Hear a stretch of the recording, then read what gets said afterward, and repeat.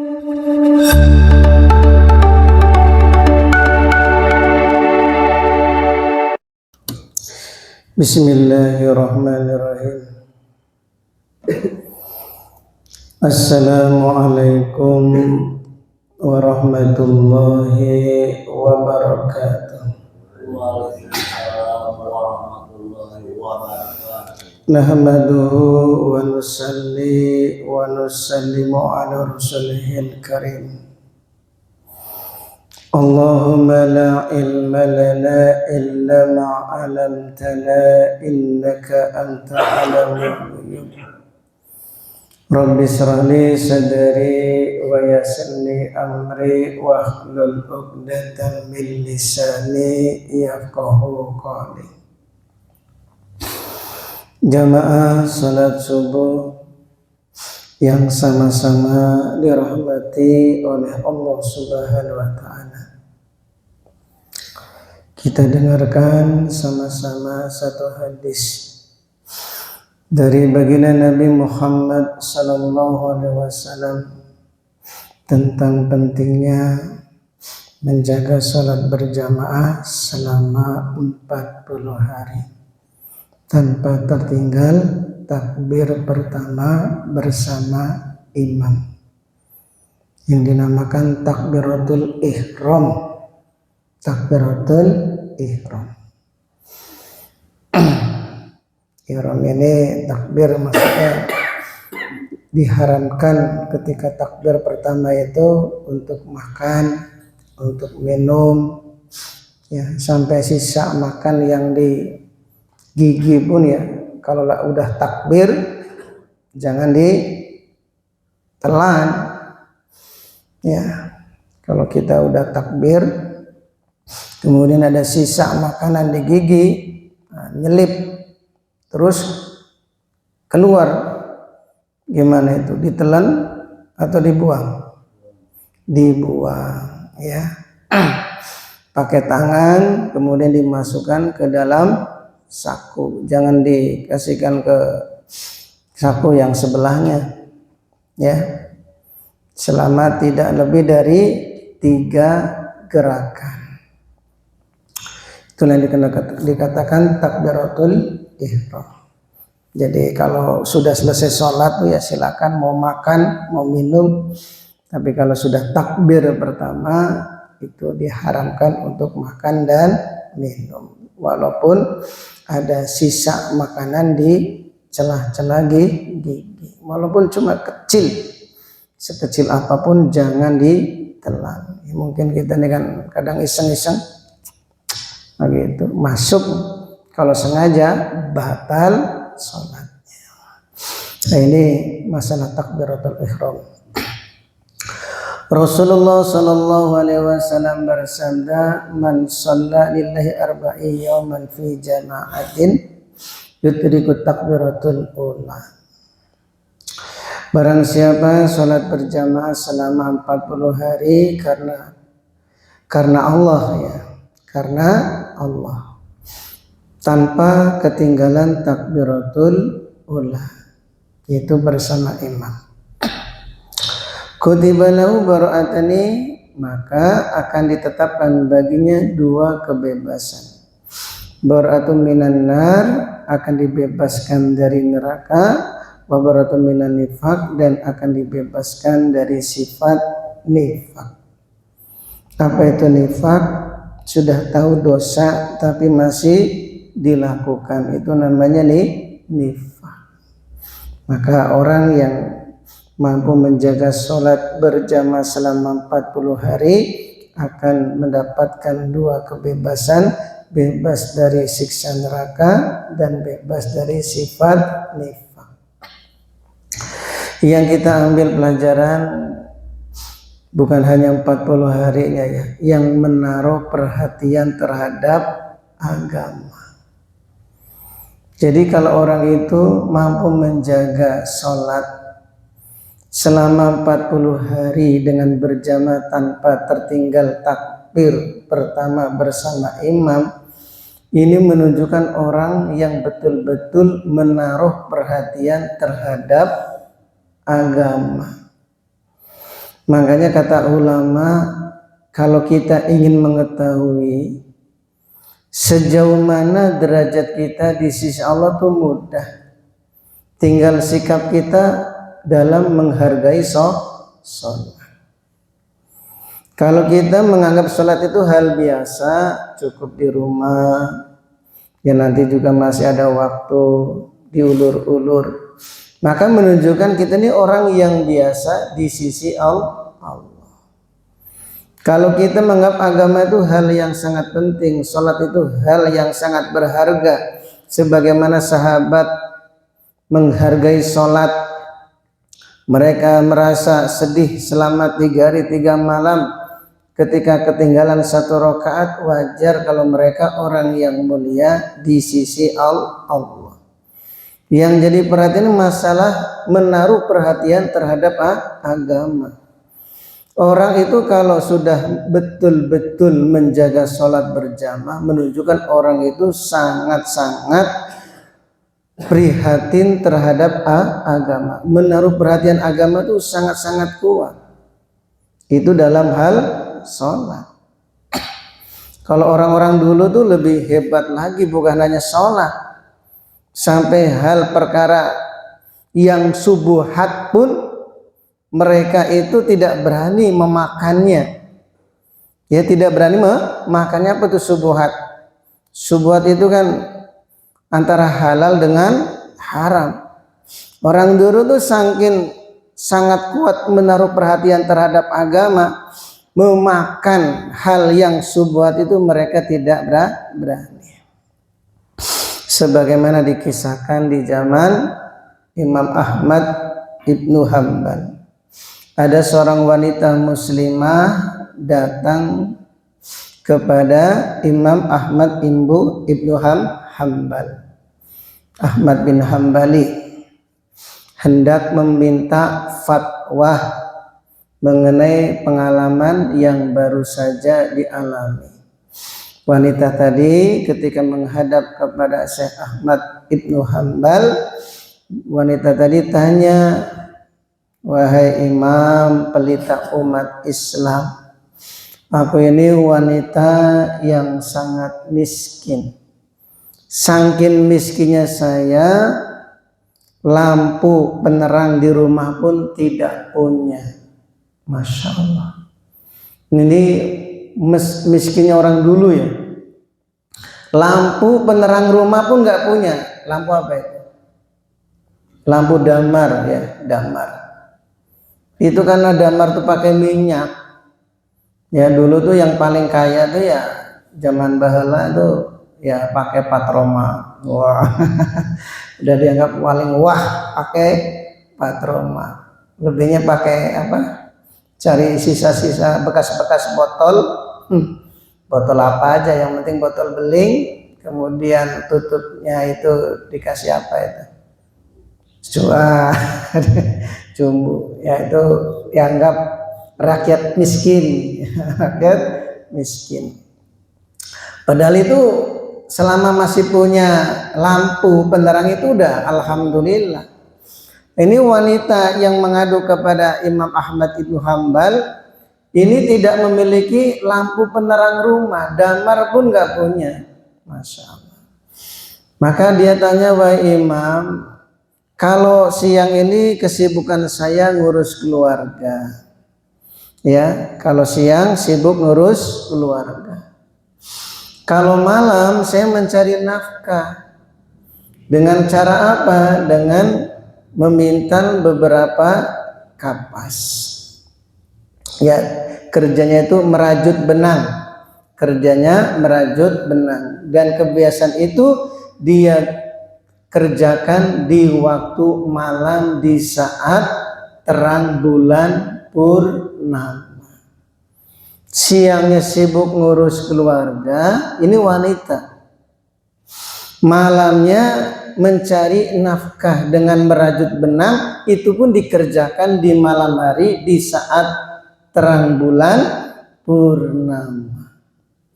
Tiba-tiba pada suatu malam lewatlah satu rombongan pasukan dari pemerintah yang memakai obor di depan rumahnya, sehingga depan rumah wanita tadi itu menjadi terang benderang. Di saat terang benderang mereka itu berhenti sejenak, saya manfaatkan itu terangnya lampu, saya gunakan untuk memintal beberapa kapas. Wahai imam, kata wanita tadi, yang saya tanyakan, apakah hasil benang yang saya pintal dengan menggunakan lampu milik negara itu halal atau haram? Masya Allah, ini perlu direnungkan ya. Ya, halal atau haram. Padahal ini kan pasukan pemerintah ini lewat depan rumah dia, karena berhenti sebentar menjadi terang benderang depan rumahnya, dia manfaat itu terangnya lampu digunakan untuk memintal beberapa benang. Sehingga wanita tadi tanya, wahai imam, itu benang yang saya jual dengan menggunakan terangnya lampu milik negara itu halal atau haram? Maka Imam Ahmad Ibnu Hanbal itu terkejut, kagum dengan pertanyaan wanita tadi. Maka Imam Ahmad Ibnu Hanbal itu tanya, wahai ibu, siapa kamu? Wanita dari mana? Maka wanita tadi menjawab, wahai imam, saya adalah saudari Bashar Al-Hafi.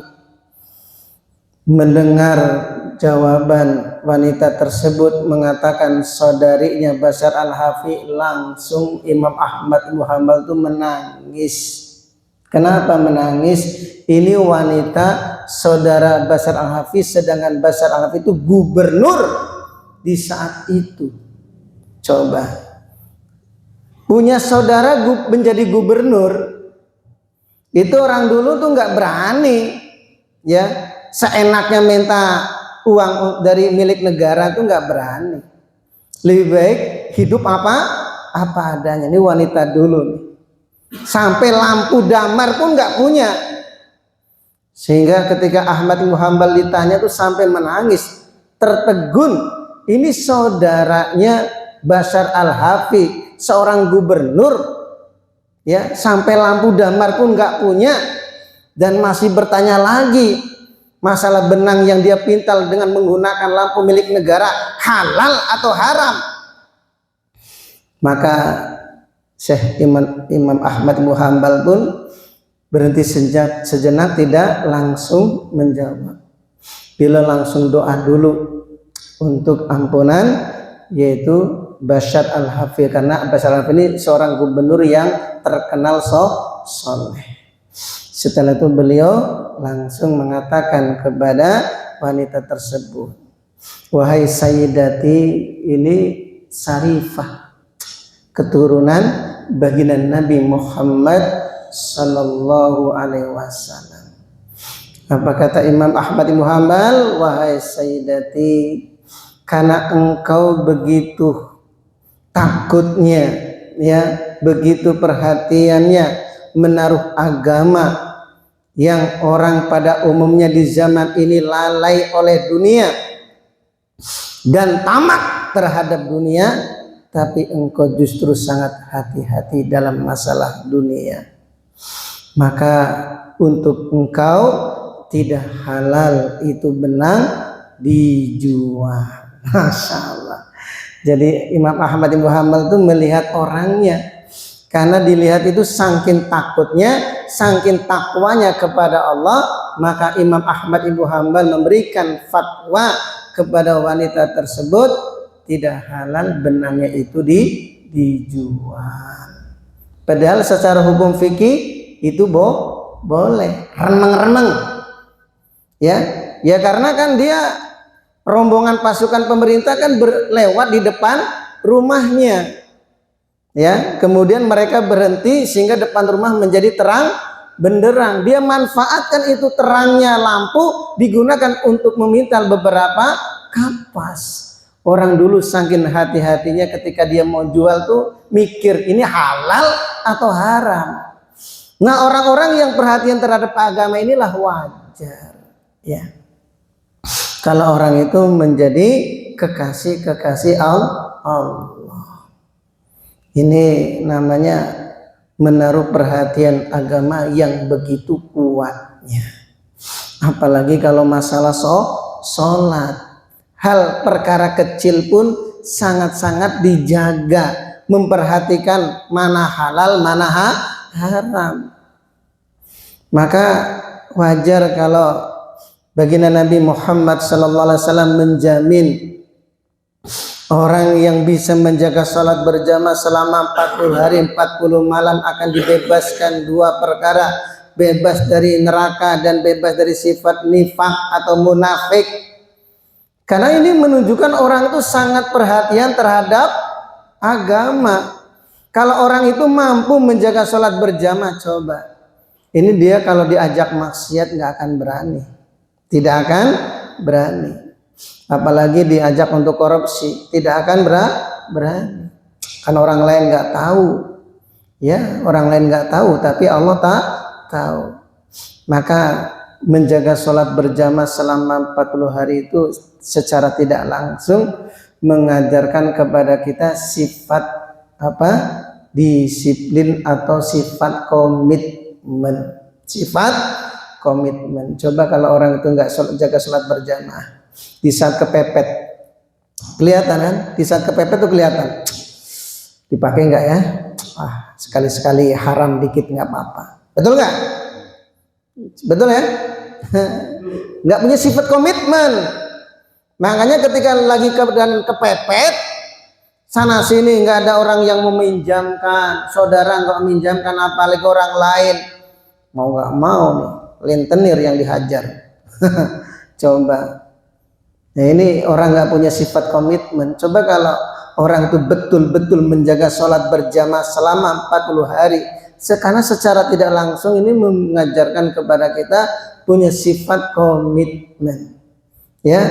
Nah, kalau orang udah punya sikap seperti ini, orang yang menaruh kuat terhadap agama, perhatian agama, inilah orang yang mulia di sisi Allah. Maka kata ulama, betul, kalau kita ingin tahu sejauh mana derajat kita di sisi Allah, tinggal lihat sikap kita terhadap sholat. Kalau kita menganggap sholat itu hal perkara yang sangat penting, maka menunjukkan kita itu orang yang mulia di sisi Allah. Kalau kita menganggap sholat itu biasa-biasa saja, yang penting menunaikan kewajiban, di rumah pun nggak apa-apa, ya menunjukkan kita pun orang biasa di sisi Allah. Lihatlah orang-orang yang hebat, orang-orang yang penting, Imam Syafi'i, Imam Hambali, Imam Abu Hanifah, Imam Maliki, orang-orang yang mulia, bagaimana sikap mereka terhadap agama. Mereka itu ketika sakit, Al-Imam Syafi'i punya penyakit ambien, ketika mendengar qomat, qad qamatis shalah, lupa sakitnya, langsung sholat berjamaah. Begitu salam pingsan. Ini ulama dulu, ya. Wajar ya kalau Imam Syafi'i itu orang mulia di sisi Allah. Sahabat apalagi baginda Nabi Muhammad sallallahu alaihi wasallam sangat memperhatikan sholat berjamaah. Maka hadirin yang dimuliakan oleh Allah Subhanahu wa taala, kalau kita sholat di rumah silakan, tidak ada larangan. Cuma ini ada hubungan terhadap derajat kita di sisi Allah. Ya, kalau orang sudah sholat, udah alhamdulillah. Walaupun sholatnya di rumah, sudah alhamdulillah. Cuma nanti kan di akhirat derajat orang tidak sama. Ada yang masuk surga tanpa hisab, ada yang singgah dulu ke neraka. Tinggal hak kita masing-masing mau milih mana, mau mampir ke neraka dulu atau langsung ke surga, itu aja. Maka kalau ingin langsung masuk surga, Nabi sudah memberitahu di antaranya orang yang menjaga sholat berjamaah selama 40 hari 40 malam tanpa tertinggal takbir pertama bersama imam. Bebas dari siksa neraka. Mananya apa? Dia tidak akan disiksa di alam kubur, tidak akan susah di padang mahsyar, akan masuk surga tanpa hisab. Maka lebih beruntung orang yang sepanjang hidupnya tidak pernah meninggalkan sholat berjamaah. Karena ketika saya di pondok, kiai juga pernah ketinggalan, bukan ketinggalan, beliau pernah kena penyakit ambien, ya, sehingga menjadikan terlambat sholatnya, dan beliau minta saya menemanin untuk sholat berjamaah. Jadi kalau kita ini ketinggalan sholat berjamaah, boleh untuk menjaga sholat berjamaah kita minta ditemanin sholat berjamaah supaya mendapat keutamaan menjaga sholat berjamaah selama 40 hari 40 malam. Kalau sholat di rumah silakan. Cuma nanti kalau kita ini nggak punya komitmen, itu gawatnya di sana. Di saat kita punya keadaan kepepet, gimana ya? Nah, ini bisa blang gitu aja, nggak memperdulikan halal haram. Coba kalau punya sifat komitmen, nanti diajak maksiat nggak mau, diajak korupsi nggak mau, karena dia orang tuh kalau udah berani menjaga 40 hari menunjukkan saking menaruh perhatian yang kuat terhadap agama. Ya seperti saudaranya Bashar Al-Hafid tadi, saudara perempuannya siapa namanya? Seorang gubernur, Bashar Al-Hafid. Lebih baik hidup menderita daripada meminta uang milik negara. Coba, ada nggak kira-kira zaman sekarang? Hah? Ya, yang ada Maka kita tahu ya, sering saya ceritakan Kiai Mangli itu ditakuti oleh para pejabat ya, karena punya kelebihan yang tidak dimiliki oleh pada umumnya para kiai, sehingga wajar kalau pejabat-pejabat itu takut dengan Kiai Mangli yang ada di Magelang, karena Kiai Mangli itu saking hati-hatinya di saat beliau diundang ke Istana Negara dihidangkan makanan yang enak-enak, beliau tidak mengambil sedikit pun makanan yang telah dihidangkan. Justru beliau mengeluarkan dari sakunya, yaitu getuk. Apa itu getuk? Makanan yang terbuat dari sampe. Sampe singkong sama aja Pak Ji. Singkong sampe. Coba. Makanannya bersih. Ya, karena orang yang sangat menaruh perhatian terhadap agama yang sangat kuat, orang yang hati-hati, ya wajar pejabat pun ngeri dengan doanya. Kira-kira kalau ada kiai seperti itu kumaha? Wah, hati-hati itu, sekali doa hancur. Nah, inilah orang-orang yang sangat kuat dalam menaruh perhatian terhadap agama. Maka kita latih dari sekarang, insyaallah ya. Ya, istighosah kita anggap ini hal yang sangat penting, apalagi taklim ya. Ini namanya bagian daripada agama. Kalau kita ini apa-apa agama dianggap itu biasa, nanti ketika menjelang tua, nah anak-anak kita akan memandang kita orang biasa saja, sehingga kita kurang dihargai, kurang diperhatikan. Maka sering saya ceritakan, ada aki-aki yang hidupnya menderita, maka ketemu seorang ulama tadi mengatakan, "Wahai aki-aki, tahu nggak sebabnya kenapa hidupmu sekarang menderita?" Tidak tahu. Sebabnya ketika engkau masih muda, engkau kurang menghargai agama. Jadi agama ini kita hargai betul-betul. Sholat dianggap hal yang sangat penting, taklim itu dianggap hal yang sangat penting, itikaf di masjid dianggap hal sangat penting, apalagi dari maghrib sampai isya. Ya kalau kita pulang ya silahkan, tidak ada larangan, hak kita masing-masing, karena itu sunnah maghrib sampai isya, silahkan. Cuma nanti kan derajat di akhirat kan beda. Orang yang menaruh kuat perhatian terhadap agama sampai menganggap hal sunnah pun dianggap penting, maka orang yang sangat mulia di sisi Allah. Maka Nabi dan para sahabat itu tidak pernah meninggalkan itikaf dari maghrib sampai isya. Nanti kita akan terasa nih, ya di saat kita ini sudah menjadi aki-aki akan terasa. Apakah sikap anak cucu, perhatian terhadap kita itu kembali kepada diri kita. Kalau kita menghargai agama, insya Allah di saat kita sudah tua pun kita akan dihargai orang. Lihatlah para kiai, ya, jangankan anaknya, orang lain pun menghargai datang. Bukan hanya datang, bawa amplop, bukan amplopnya doang, ada isinya. Jadi nanti bukan amplopnya doang, coba itu kiai, ya, makin tua makin menjadi. Kalau kita makin tua makin ripuh. Kenapa? Kurang menghargai agama. Nanti terasa, ya, Ustadz sekedar menyampaikan, nanti kita akan mengalami nasib yang berbeda-beda. Tapi perlu diketahui, kalau kita ini betul-betul menghargai agama, sholat berjamaah dianggap hal yang sangat penting, taklim dianggap hal yang sangat penting, istighosah dianggap hal yang sangat penting.